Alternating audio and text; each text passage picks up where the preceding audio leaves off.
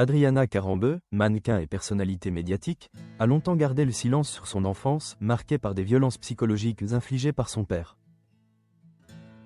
Dans son nouveau livre, intitulé « Je t'aime parce que je t'aime et voilà tout », publié aux éditions Le Duc, elle aborde des thèmes intimes, notamment ses relations passées et sa vie de famille. Dans cet ouvrage, Karembeu explore les différentes facettes de l'amour, qu'il soit épanouissant ou destructeur. La maison des éditions décrit son récit comme un dialogue entre sa voix et celle d'autres personnes dont la vie a été bouleversée par l'amour. Elle évoque ainsi des souvenirs douloureux, tout en cherchant à comprendre les liens familiaux qui l'ont façonné.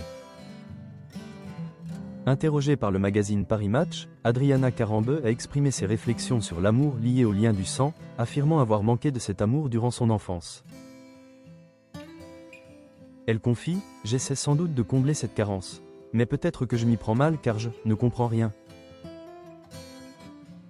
Cette déclaration met en lumière la complexité de sa relation avec sa famille, et plus particulièrement avec son père. Karembeu décrit son père comme un homme qui ne l'a jamais aimé, une réalité qu'elle peine à comprendre.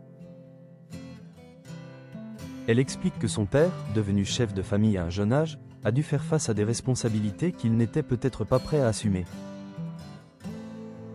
Elle raconte, après s'être sans doute éclaté avec ses potes étudiants, il est revenu dans son village perdu en Tchécoslovaquie.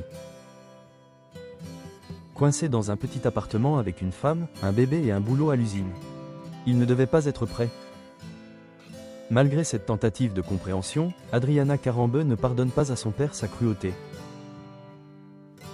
Elle se remémore des épisodes de maltraitance psychologique, notamment un moment où son père a demandé à elle et à sa sœur de choisir entre lui et leur mère en cas de séparation. Elle déclare « Qui demande ça à ses enfants? Ce n'est rien d'autre que de la torture. » J'étais terrifiée. Aujourd'hui âgée de 54 ans, elle affirme que ses souvenirs la hantent encore et qu'elle n'a jamais oublié cette période de sa vie.